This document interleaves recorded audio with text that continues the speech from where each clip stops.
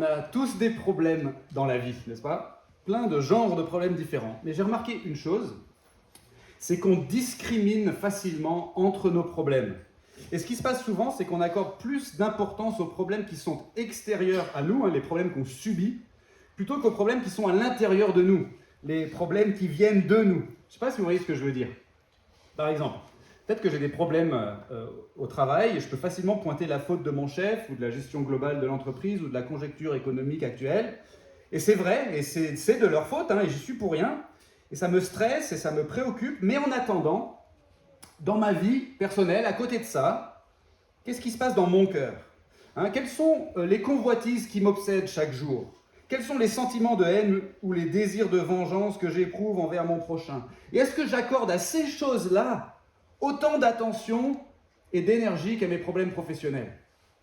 Autre exemple, j'ai peut-être de graves problèmes de santé, j'y suis pour rien et ça me mine. Je suis démoralisé, extrêmement inquiet pour mon avenir. Ma vie est centrée autour de ça et dans un sens, c'est normal. Mais en attendant, pourquoi est-ce que je ne suis pas tellement préoccupé par mon manque de patience, de douceur ou de maîtrise de soi envers mon conjoint ou mes enfants? Autre exemple, j'ai peut-être des problèmes relationnels. Quelqu'un m'a critiqué ou m'a trompé, peut-être même m'a abandonné. C'est injuste et douloureux et j'ai vite fait de m'indigner des fautes de cette personne coupable de ces choses dans ma vie et sûrement avec raison. Mais est-ce que je m'indigne aussi souvent et avec autant d'énergie de mes calomnies, de mes paroles blessantes ou de mes accès de colère? Autre exemple, je suis terriblement angoissé par l'évolution du monde, les guerres, la pollution, le réchauffement climatique, les inégalités sociales, le trafic humain. Et j'y pense tout le temps au point où j'arrive pratiquement pas à fonctionner normalement dans mon quotidien. Mais est-ce que je réfléchis avec autant d'angoisse à mon existence, à ma relation personnelle à Dieu s'il existe, et à ma destinée dans l'éternité? Autre exemple, l'église dont je suis le pasteur n'a pas son propre local pour s'implanter dans le quartier et pour y développer ses activités et son témoignage, et ça fait super longtemps que ça dure, et c'est stressant, et je peux faire beaucoup d'efforts pour essayer de remédier à cette situation. Mais qu'en est-il de l'état de ma vie intérieure? Qu'en est-il de ma santé spirituelle, de mon amour pour Dieu, de mon service, de mon témoignage? Vous voyez ce que je veux dire? On discrimine facilement entre nos problèmes et c'est plus facile d'accorder de l'attention et de l'énergie à ce qui nous arrive de l'extérieur qu'à ce qui nous arrive de l'intérieur. Encore un exemple. Le peuple d'Israël, à peu près 1000 ans avant Jésus-Christ, fait l'objet de l'oppression de ses ennemis et la vie en terre promise est super compliquée. C'est compliqué et c'est incertain militairement, économiquement, socialement, et beaucoup de gens le ressentent et ça les stresse et ça les préoccupe et ils sont capables de déployer beaucoup d'énergie pour essayer de pallier à ces difficultés. Mais est-ce que les Israélites se préoccupent autant de leur relation avec Dieu? Est-ce qu'ils sont autant révoltés par leurs propres infidélités à Dieu? Est-ce qu'ils font leur propre examen de conscience? Est-ce qu'ils se rendent compte qu'ils sont d'abord un danger pour eux-mêmes à cause de ce qu'il y a dans leur cœur? Et ça, en fait, c'est vraiment la portée du texte qu'on va lire dans un instant. On va lire la fin de l'histoire de Gédéon. C'était quelqu'un que Dieu avait envoyé au peuple d'Israël comme libérateur ou comme juge, c'est comme ça qu'on les appelle dans ce livre de la Bible qui est intitulé le livre des juges. Un libérateur donc que Dieu avait envoyé, qui avait été l'instrument de Dieu pour délivrer les Israélites de leurs ennemis à un moment particulier de leur histoire. Et la dernière fois, on a vu comment Gédéon avait gagné cette victoire. Et maintenant, ce qu'on va voir ce matin, c'est comment ça se termine cette histoire. Gédéon, il est en train de poursuivre ses ennemis, les ennemis qui ont pris la fuite. Et on va voir la fin de l'histoire de cette confrontation entre Gédéon et les Madianites. Mais on va aussi voir la fin de l'histoire de Gédéon elle-même. Et vous allez voir qu'en fait, ça ne se termine pas très bien. En fait, l'histoire de Gédéon, elle n'est pas super concluante à la fin. Parce qu'on va se rendre compte que malgré la délivrance que Dieu a accordée aux Israélites, leur situation va rester très très fragile. Et ça, c'est à cause d'eux-mêmes. Et c'est ça la leçon que ce texte veut communiquer aux lecteurs, d'abord aux Israélites qui reçoivent ce texte, et ensuite à nous aujourd'hui. C'est qu'on a plein de problèmes dans la vie, mais le problème le plus grave, c'est nous.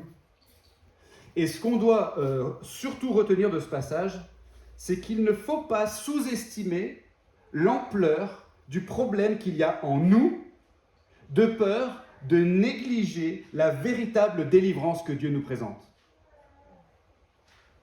Au-delà de tous les problèmes qui nous arrivent de l'extérieur, eh bien avant tout, on est un danger pour soi-même. Et il faut impérativement qu'on s'en rende compte si on veut pouvoir progresser dans la vie. On va lire le texte avant d'aller plus loin, qui se trouve donc, comme je le disais, dans le livre des Juges. On s'était arrêté au chapitre 8, verset 3, et on poursuit chapitre 8, verset 4. On lira jusqu'à la fin du chapitre 8. Nous lisons ici la parole de Dieu. Gédéon arriva au Jourdain, et il le passa, lui et les 300 hommes qui étaient avec lui, fatigués, mais poursuivant toujours. Il dit aux gens de Soukhot, « Donnez, je vous prie, des boules de pain au peuple qui m'accompagne, car ils sont fatigués, et je suis à la poursuite de Zéba et de Tsalmouna, roi de Madian. » Les chefs de Soukhot répondirent, « La main de Zéba et de Tsalmouna est-elle déjà en ton pouvoir pour que nous donnions du pain à ton armée ?» Et Gédéon dit, « Eh bien, lorsque l'Éternel aura livré entre mes mains Zéba et Tsalmouna, je vous châtierai avec des chardons du désert et avec des épines. » De là, il monta à Pénuel et fit aux gens de Pénuel la même demande. Les gens de Pénuel lui répondirent comme avaient répondu les gens de Soukhot. Il dit aux gens de Pénuel, « Quand je reviendrai en paix, je renverserai cette tour. » Zéba et Tsalmouna étaient à Karkor et leur armée avec eux, environ 15 000 hommes. Tous ceux qui étaient restés de l'armée entière des Bédouins de l'Orient, 120 000 hommes tirant l'épée, étaient tombés. Gédéon monta par le chemin de ceux qui habitent sous les tentes, à l'est de Noba et de Yogbéa, et il bâtit le camp qui se croyait en sûreté. Zéba et Tsalmouna prirent la fuite. Gédéon les poursuivit et s'empara des deux rois de Madian, Zéba et Tsalmouna, et mit en déroute toute l'armée.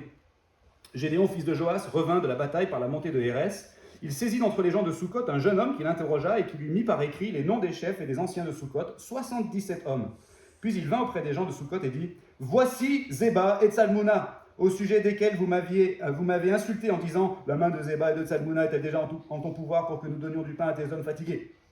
Alors, il prit les anciens de la ville, puis des chardons du désert et des épines dont il punit les gens de Soukhot. Il renversa aussi la tour de Pénuel et tua les gens de la ville. Il dit à Zéba et Tsalmouna, « Comment étaient les hommes que vous avez tués au Tabor ?» Et ils répondirent, « Ils étaient comme toi, chacun avait l'air d'un fils de roi. » Il dit, « C'étaient mes frères, fils de ma mère. L'Éternel est vivant, si vous les aviez laissés vivre, je ne vous tuerais pas. » Et il dit à Yéter, son premier-né, « Lève-toi, tue-les. » Mais le jeune homme ne tira pas son épée parce qu'il avait peur, car il n'était encore qu'un jeune homme. Zéba et Tsalmouna dirent, « Lève-toi toi-même et frappe-nous, car tel est l'homme, telle est sa force. » Et Gédéon se leva et tua Zéba et Tsalmouna. Il prit ensuite les croissants qui étaient au cou de leurs chameaux. Les hommes d'Israël dirent à Gédéon, « Domine sur nous, toi, puis ton fils, puis le fils de ton fils, car tu nous as sauvés de la main de Madian. » Gédéon leur dit, « Je ne dominerai pas sur vous, ni mon fils non plus, c'est l'Éternel qui dominera sur vous. » Gédéon leur dit, « J'ai une demande à vous faire, donnez-moi chacun un anneau de votre butin. » Les ennemis avaient en effet des anneaux d'or, car ils étaient ismaélites. Ils dirent, « Nous les donnerons volontiers. » Et ils étendirent un manteau sur lequel chacun jeta un anneau de son butin. Le poids des anneaux d'or que demanda Gédéon fut de 1700 cycles d'or, sans compter les croissants, les pendants d'oreilles et les vêtements de pourpre que portaient les rois de Madian, et sans compter les colliers qui étaient au cou de leurs chameaux. Gédéon en fit un éphod et le plaça dans sa ville à Ophra, où il devint l'objet des prostitutions de tout Israël. Et il fut un piège pour Gédéon et pour sa maison. Madian fut humilié devant les Israélites et ne releva plus la tête. Le pays fut tranquille pendant 40 ans durant la vie de Gédéon. Yéroubal, fils de Joas, donc ça désigne Gédéon, c'est un autre nom de Gédéon, s'en retourna et demeura dans sa maison. Gédéon eut 70 fils issus de lui, car il avait beaucoup de femmes. Sa concubine, qui était à Sichem, lui enfanta aussi un fils auquel il donna le nom d'Abimélec. Gédéon, fils de Joas, mourut après une heureuse vieillesse. Il fut enseveli dans la tombe de Joas, son père, à Ophra, qui appartenait au clan d'Abiézer. Lorsque Gédéon fut mort, les Israélites recommencèrent à se prostituer au Baal, et ils prirent Baal-Bérith pour leur Dieu. Les Israélites ne se souvinrent pas de l'Éternel leur Dieu, lui qui les avait délivrés de la main de tous les ennemis qui les entouraient. Et ils n'usèrent pas de loyauté envers la maison de Yéroubal, de Gédéon, après tout le bien qu'il avait fait à Israël. Avant de regarder cela un peu plus dans les détails, on va prier. Seigneur, notre Dieu, merci pour ta parole. Instruis-nous maintenant, s'il te plaît, par le moyen de ta parole. Fais-le par l'action puissante de ton Saint-Esprit, s'il te plaît, au nom de Jésus. Amen. Alors ce passage, il attire notre attention sur 3 choses qu'il y a en nous, 3 choses mauvaises qui viennent de nous, et c'est sûrement pas tout ce qu'il y a de mauvais en nous, mais en tout cas, ce sont les 3 choses qui sont visées en particulier par ce texte. On a un cœur égocentrique, deuxièmement, un cœur idolâtre, troisièmement, un cœur oublieux. Premièrement, un cœur égocentrique, c'est-à-dire un cœur centré sur soi, un cœur préoccupé avant tout par nos propres intérêts. Et ce qu'on va voir pour commencer, c'est qu'on a tendance par nature à regarder notre propre intérêt à regarder à notre propre intérêt, avant toute autre chose, et que ça peut vraiment, en fin de compte, nous porter préjudice. Regardons ce qui se passe dans le texte. D'abord, c'est versets 4 à 21. Gédéon et ses 300 hommes sont donc en train de poursuivre les méchants pour les chasser de la terre promise, et le texte nous dit que Gédéon et ses 300 hommes sont fatigués, verset 4. Donc ils demandent de la nourriture dans 2 villes qui sont en fait habitées par des Israélites. Mais les 2 fois, les chefs de la ville refusent, versets 5 à 9. Et le texte nous précise pourquoi ils refusent. C'est parce qu'ils estiment que c'est trop risqué pour eux. Ils veulent garder une position de neutralité dans ce conflit, parce que rien ne dit que Gédéon et ses 300 hommes vont gagner contre les 15 000 Madianites qu'ils sont en train de poursuivre. Et si jamais ils aident Gédéon, qu'est-ce qui va se passer? Si ce sont les Madianites qui gagnent la confrontation, il y a un risque, évidemment, que les Madianites, après, ils reviennent et qu'ils se vengent de ces gens-là qui auront aidé leurs adversaires. Vous suivez? Le problème, c'est qu'en refusant de l'aide à Gédéon, finalement, les chefs de ces 2 villes ne sont pas en train de maintenir une position de neutralité, en réalité. En fait, ils sont en train d'aider les Madianites. Ils sont en train d'aider les adversaires de Gédéon. Et ce qu'ils craignaient de la part des Madianites, ils vont le recevoir en fait de la part de Gédéon, puisque c'est Gédéon qui va revenir après avoir vaincu les Madianites et qui va se venger de ces 2 villes qui auront en fait aidé ses adversaires. En fait, on voit bien dans le texte que ces Israélites qui refusent d'aider Gédéon se retrouvent finalement en position d'ennemis. Et ils reçoivent le même sort que les ennemis, le même sort que les Madianites, notamment de ces 2 rois, Zéba et Tsalmouna, qui sont mis à mort dans notre histoire. Ces 2 rois, ils étaient responsables de la mort des frères de Gédéon, on l'apprend au verset 18 et 19, donc ils sont châtiés. Et de la même façon, les habitants des villes de Sukkot et de Pénuel n'ont pas aidé Gédéon, ils ont donc aidé les ennemis de Gédéon, donc ils sont châtiés. Ils sont dans le même camp. Alors c'est pas du tout glorieux ce qui se passe dans notre histoire, n'est-ce pas? Parce que non seulement il y a un conflit entre les Israélites et leurs oppresseurs, mais il y a aussi un conflit entre les Israélites. Normalement, Dieu était en train de délivrer les Israélites de leurs ennemis par la main du libérateur qu'il leur avait envoyé, et ça devait bien se passer. D'ailleurs, ça se passait plutôt bien jusqu'ici. C'était censé être une belle histoire, l'histoire d'une délivrance spectaculaire. Rendez-vous compte, 300 hommes, 301 hommes, en comptant Gédéon, contre 135 000, si on additionne ceux qui étaient déjà tombés, plus ceux qui restaient, les 15 000. Vous avez suivi, vous avez fait les maths, hein, en lisant, vous avez fait l'addition. Mais ça finit par une guerre civile entre les Israélites. C'est pas glorieux. Et donc on voit que même quand Dieu intervient pour résoudre les problèmes externes de son peuple, il y a quand même des problèmes internes qui viennent gâcher la fête. Et le problème ici, il est dû au fait que tout le monde ne tire pas dans le même sens. Tout le monde n'est pas avant tout préoccupé par le projet de Dieu. Il y en a qui sont avant tout préoccupés par leurs propres intérêts. Alors comprenez bien que les habitants de Sukkot et de Pénuel, ces Israélites qui habitaient ces 2 villes, ils n'ont pas forcément tort d'être inquiets. Leur ville se situait dans une zone vulnérable, de l'autre côté du Jourdain, à l'est du Jourdain. Donc ils étaient tout près de la frontière avec les nations alentours, les nations ennemies, notamment les Madianites. Un peu comme si vous habitiez près de la frontière est de l'Ukraine, tout près de la Russie, vous comprenez?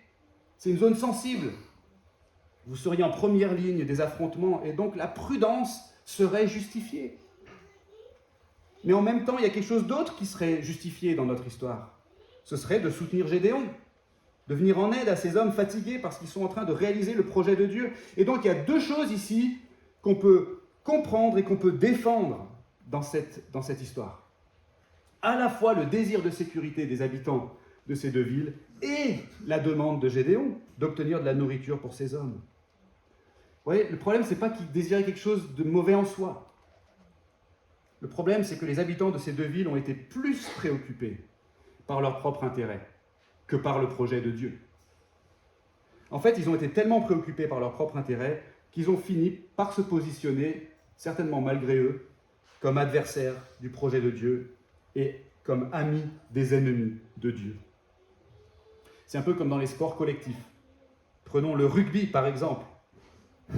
Imaginons de nouveau notre équipe de rugby amateur de Seine-et-Marne qui se retrouve au Stade de France face aux All Blacks de la Nouvelle-Zélande. Eh bien, si vos joueurs amateurs étaient surtout préoccupés par leur propre intérêt personnel dans ce match, ils n'auraient aucune chance de le gagner. Imaginons que chaque joueur se dise « Ah, si seulement j'arrive à récupérer le ballon, je vais essayer de le garder, je ne vais pas faire de passe, je vais essayer de marquer moi-même un maximum d'essais, comme ça je vais soigner mes stats, je vais me montrer au reste du monde. Mais si jamais ça chauffe un peu trop sur le terrain, je ne vais pas insister, je vais vite rendre le ballon à l'adversaire pour ne pas me faire mal. » Vous comprenez que ces préoccupations ne seraient pas en soi foncièrement mauvaises. Elles ne sont pas foncièrement mauvaises. Mais si elles passent avant l'intérêt collectif, eh bien les joueurs qui penseraient comme ça seraient en fin de compte en train d'aider l'adversaire. Et notre texte veut nous alerter sur le fait que notre cœur, il est comme ça. En fait, notre cœur humain, il est comme ça. Il est égocentrique. On a tendance, par nature, à regarder à notre propre intérêt avant toute autre chose. Et ça peut vraiment, en fin de compte, nous porter préjudice.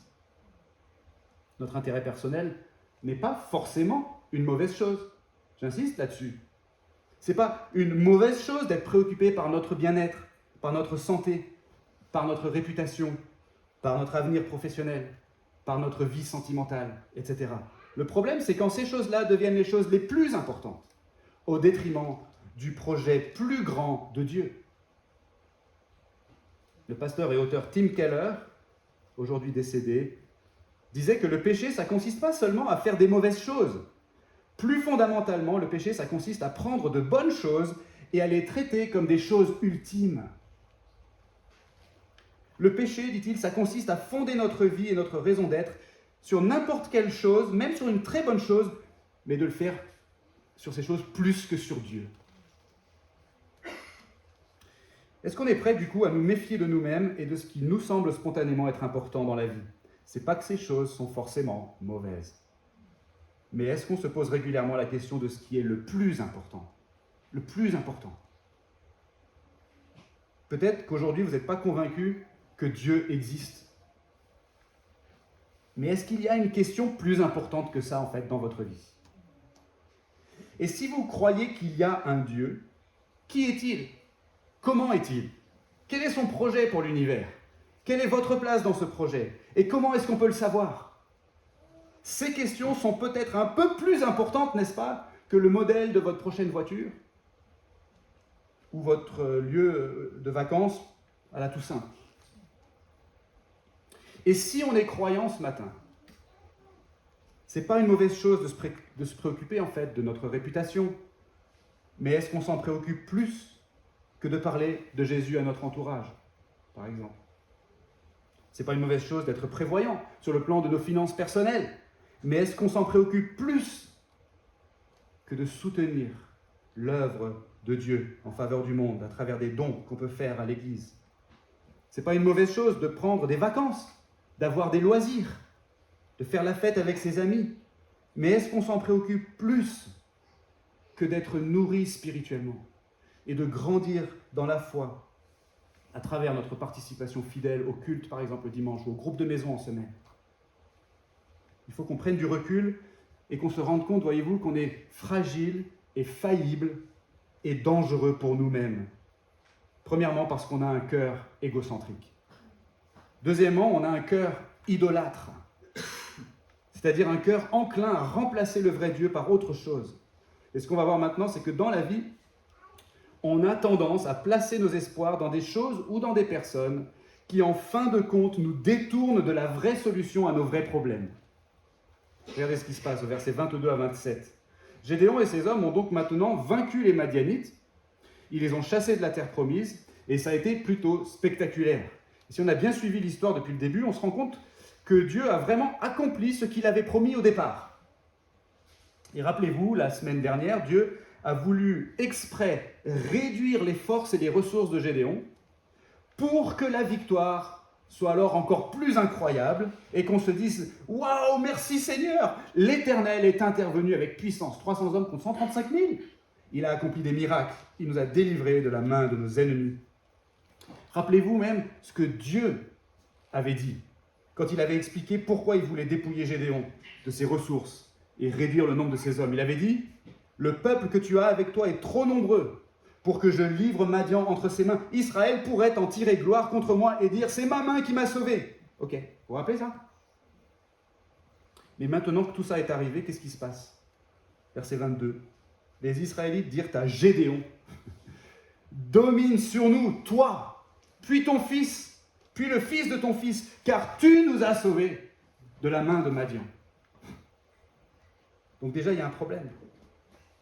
Les Israélites, ils ne voient pas ou ne veulent pas voir que c'est Dieu qui les a délivrés. Et donc, ils devraient désirer servir Dieu en réponse à cette faveur incroyable qu'il leur a manifestée. Non, ils veulent servir Gédéon.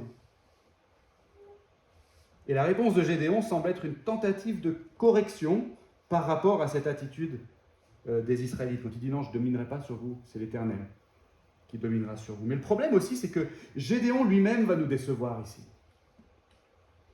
On ne sait pas vraiment quelles sont ses motivations, mais le texte nous raconte qu'il va quand même faire quelque chose un peu comme s'il avait l'autorité d'un roi en Israël. Il aurait dit non, c'est pas moi, mais quand même. Bon, on ne sait pas trop ce qu'il fait, le texte ne dit pas exactement, mais il dit, qu'est-ce qu'il fait?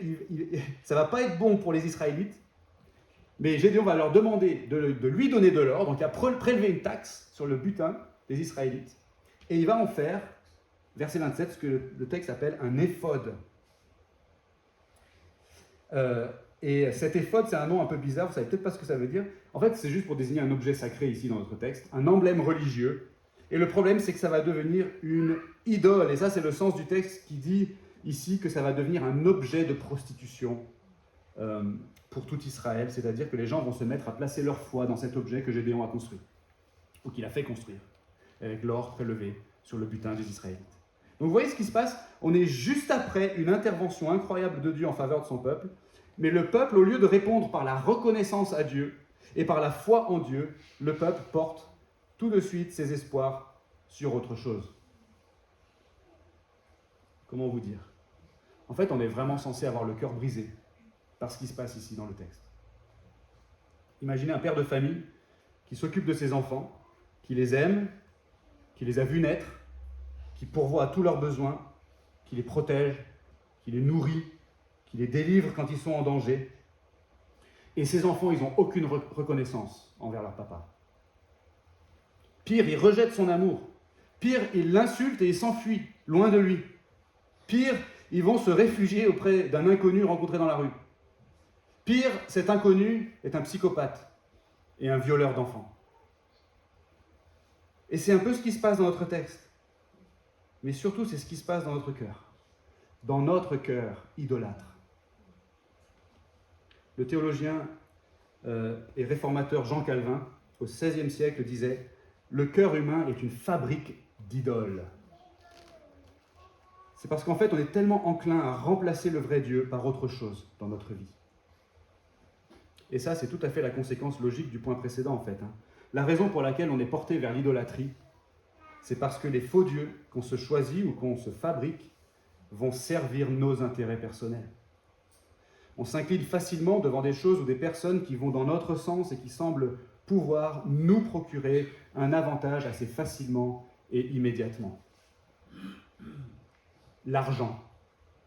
La vie est plus facile quand on a de l'argent, non? C'est vrai, mais l'argent ne peut pas nous procurer le pardon de nos fautes et la vie éternelle. S'incliner devant l'argent, c'est un piège qui nous détourne du vrai Dieu et du salut que lui seul peut nous donner. Ou bien la politique. C'est important, la politique, pour garantir à notre société un maximum d'équité et de confort de vie.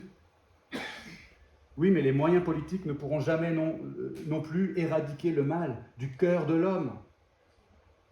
La politique peut faire du bien, mais ne peut pas sauver.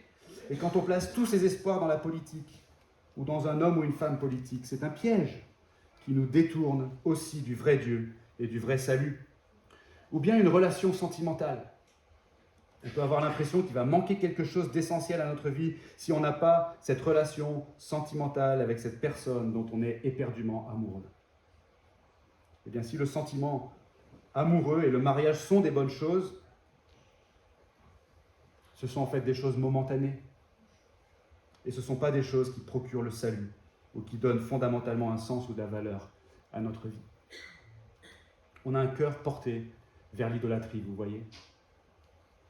Dans la vie, on a tendance à placer nos espoirs dans des choses ou dans des personnes qui, en fin de compte, nous détournent de la vraie solution à nos vrais problèmes. Cette vraie solution se trouve seulement auprès du vrai Dieu, auprès de l'Éternel, le Dieu unique et vivant, celui qui nous a créés, qui nous aime, qui nous nourrit, qui nous parle et qui veut nous sauver, alors même que nous, on se détourne tout le temps de lui, on doute de lui, on l'ignore, on le remplace, on s'enfuit même parfois de lui pour se réfugier auprès de faux dieux qu'on s'est fabriqués nous-mêmes parce qu'ils nous semblent aller plus dans le sens de nos intérêts personnels et immédiats. travers le prophète Ésaïe, à peu près 700 ans avant Jésus-Christ, Dieu dit ceci, concernant sa relation avec son peuple, il dit « J'ai tendu mes mains tout le jour vers un peuple rétif », ça veut dire rebelle ou indocile, qui marche dans une voie mauvaise au gré de ses pensées. J'ai tendu mes mains tout le jour envers ce peuple. Dieu nous présente la vraie solution à nos vrais problèmes. Il le fait résolument, avec persévérance, avec insistance, dans sa grande miséricorde, tout le jour. Il tend ses mains vers nous. Mais nous, on ne reçoit pas son amour. Pourquoi ? C'est le troisième point. On a un cœur oublieux. On a un cœur oublieux. C'est-à-dire un cœur qui oublie vite ce que Dieu a dit et ce que Dieu a fait. La troisième et dernière chose qu'on voit dans ce texte, en effet, c'est qu'on a un besoin vital d'apprendre, de recevoir et de se rappeler qui est Dieu et de ce qu'il a fait pour nous sauver. Un besoin vital. Regardez ce qui se passe dans le texte, versets 28 à 35. On a ici la conclusion de l'histoire de Gédéon. L'auteur conclut en nous disant qu'à travers Gédéon, Dieu a accordé une délivrance vraiment significative aux Israélites, verset 28. Il a éliminé, il a chassé définitivement les Madianites de la terre promise. Après ça, Gédéon a eu une heureuse vieillesse et il est mort. Alors tout est bien qui finit bien ? Pas vraiment. On a déjà vu dans ce passage d'abord les conflits internes à Israël et ensuite on a vu l'idolâtrie d'Israël, donc tout ne finit pas super bien. Et maintenant, d'autres choses viennent encore assombrir le tableau. La polygamie de Gédéon, premièrement. Le texte ne condamne pas ici explicitement, dans ce passage, le fait qu'il avait de nombreuses femmes, mais l'auteur pointe déjà les problèmes que sa polygamie va engendrer par la suite en nous disant qu'il a eu 70 fils, et notamment un fils qui s'appelle Abimélec. Et ces précisions sont en train d'anticiper en fait les gros problèmes qui vont arriver par la suite dans notre récit. Et on les verra dans les prochaines semaines. De plus, le texte nous dit qu'une fois que Gédéon est mort, les Israélites vont retomber dans le culte des Baal. Baal, c'est le nom d'un faux dieu de cette région du monde à cette époque-là. Et le culte des Baal, c'est une abomination absolue, puisqu'il est question dans le culte des Baal de sacrifice d'enfants et de fornication rituelle. On en avait parlé il y a quelques semaines. Qu'est-ce qui se passe ? L'auteur nous donne l'explication. Verset 34. Les Israélites ne se souvinrent pas de l'Éternel, leur Dieu, lui qui les avait délivrés de la main de tous les ennemis qui les entouraient. Et là, l'explication. En fait, on ne s'en rend peut-être pas compte quand on lit le texte comme ça, mais on est dans un véritable tournant ici du livre des Juges. On ne le sait pas encore à ce stade, mais le verset 28 est très significatif. Quand l'auteur dit que le pays fut tranquille pendant 40 ans durant la vie de Gédéon. Pourquoi est-ce que c'est significatif ?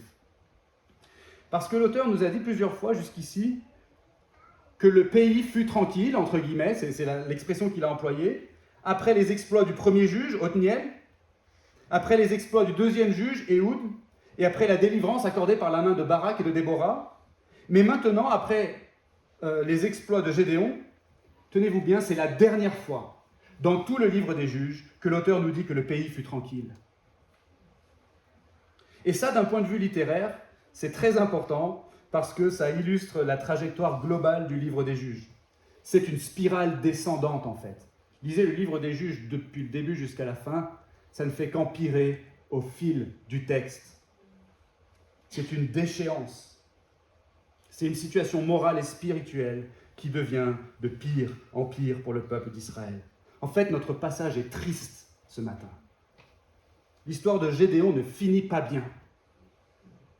Dieu a fait de grandes choses pour son peuple, mais son peuple est oublieux. Et nous aussi, on est oublieux. Je me rappelle quand j'étais enfant, j'étais trop fort au jeu de Memory. Vous savez, ce jeu où on doit retourner 2 tuiles, et si ce sont les mêmes images en dessous, eh ben on les récupère et on peut rejouer. Mais si ce ne sont pas les mêmes tuiles, on les repose à leur place, et c'est à la personne suivante de jouer, mais on doit essayer de se rappeler les images qu'il y a sous les tuiles, de manière à ce qu'on puisse reconstituer progressivement les paires, et la personne qui arrive à en ramasser un maximum gagne la partie. Vous avez déjà joué à ce jeu ? J'étais très fort. Quand j'étais enfant, j'avais une bonne mémoire. Aujourd'hui, j'ai plus de 40 ans, et ma mémoire n'est plus ce qu'elle était. Vous pouvez demander aux personnes de mon entourage. Des fois, je ne me rappelle pas certains endroits où j'ai été. ou certaines personnes que j'ai rencontrées, certaines choses que j'ai faites. Je ne me rappelle pas les films que j'ai regardés. Je ne me rappelle pas certains prénoms. Et même parfois certains mots de mon vocabulaire que j'ai employés toute ma vie, mais qui ne me reviennent pas. C'est frustrant. Et c'est dur de constater qu'on est capable d'oublier des choses. Des fois, on oublie des choses vraiment importantes. On oublie un rendez-vous. On oublie une promesse qu'on a faite. Les enfants le savent, ça. On oublie un passeport dans une chambre d'hôtel pendant son voyage de noces. Des fois, on oublie vraiment des choses importantes dans la vie. Et plus sérieusement, si vous connaissez des personnes qui souffrent de la maladie d'Alzheimer, vous avez peut-être déjà pu constater la souffrance que ça pouvait générer de ne simplement pas pouvoir se rappeler certaines choses. Est-ce que vous pouvez imaginer un mari qui a été fidèle à sa femme toute sa vie, qui l'a aimée, qui a pris soin d'elle, qui l'a soutenue pendant 60 ans de mariage, et un jour sa femme le regarde et elle ne le reconnaît plus. Elle ne sait plus qui est cet homme, parce qu'elle a perdu la mémoire. Imaginez la souffrance. Mais il y a pire qu'oublier qui est son conjoint et ce qu'il ou elle a fait pour nous. Il y a oublié qui est Dieu et ce qu'il a fait pour nous. Et c'est ce qui arrive aux Israélites dans notre texte. Et ça, c'est un avertissement solennel qui nous est adressé ce matin. On a un besoin vital d'apprendre, de recevoir et de nous rappeler qui est Dieu et ce qu'il a fait pour nous sauver. Alors, aujourd'hui, peut-être que vous avez besoin d'apprendre. Ou peut-être que vous avez besoin de recevoir. Ou peut-être que vous avez besoin de vous rappeler qui est Dieu et ce qu'il a fait pour nous sauver. Alors écoutez bien.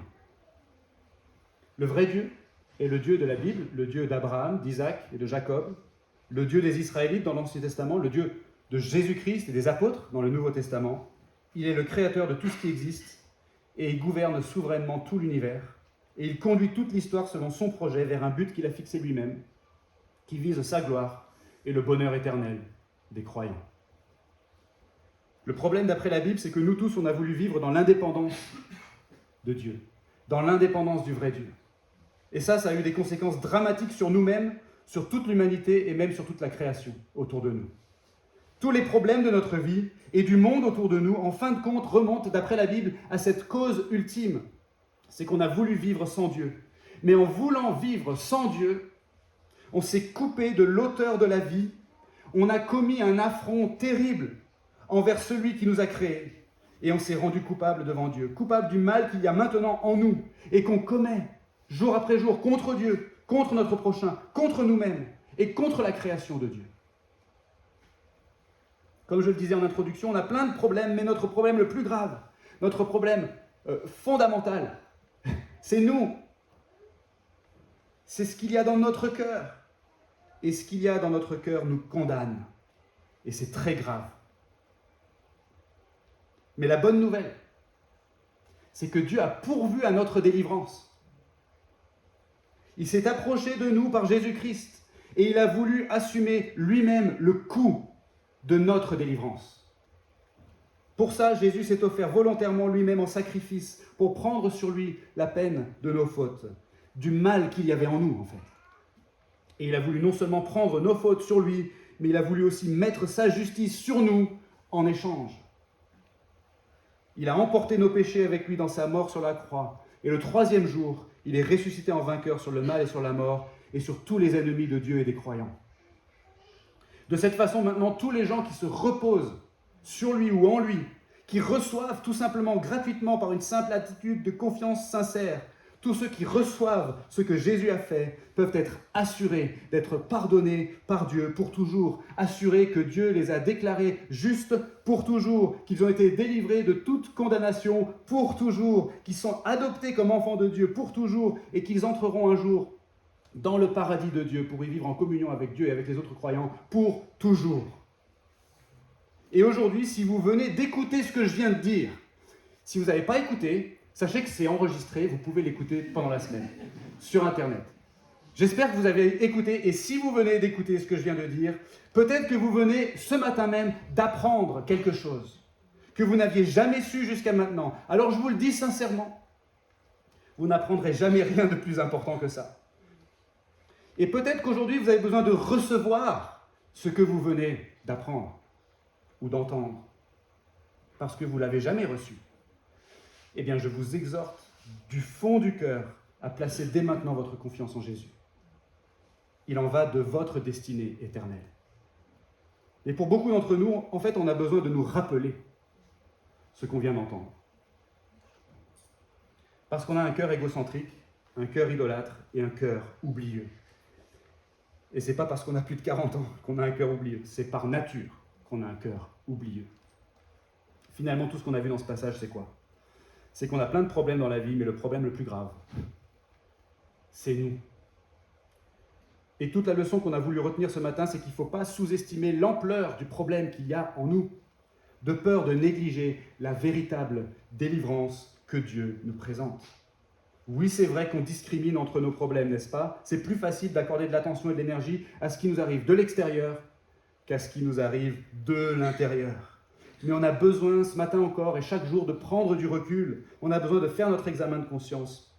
On a besoin de se rappeler perpétuellement qu'en réalité, fondamentalement, c'est nous qui sommes un danger pour nous-mêmes. Et on a tellement besoin de nous tourner vers Dieu, vers le vrai Dieu, qui a pourvu à notre salut en son Fils, Jésus-Christ.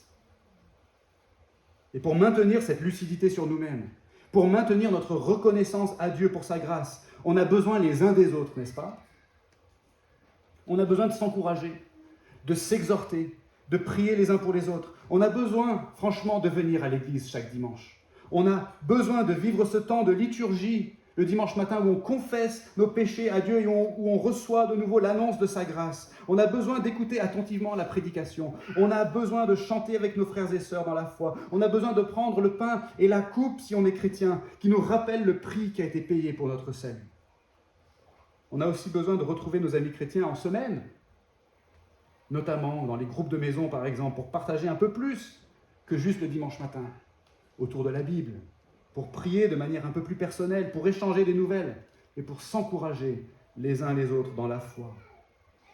Il existe aussi un truc qu'on appelle les groupes de croissance, qui sont des moyens super pour entretenir notre foi, pour entretenir la conscience de notre fragilité et notre besoin de Dieu. Les groupes de croissance, ce sont tout simplement des groupes de 2 personnes de même sexe qui se rencontrent régulièrement pour partager, s'exhorter et prier ensemble.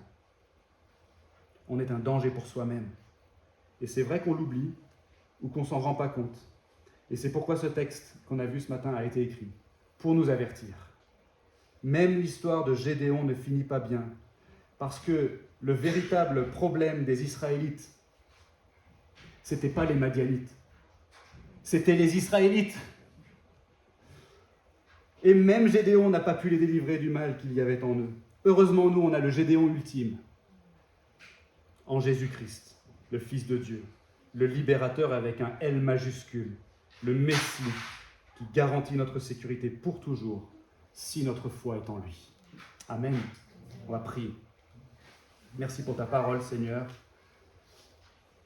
Et on te prie simplement de faire pénétrer au plus profond de nous-mêmes la vérité de ta parole pour qu'elle nous transforme.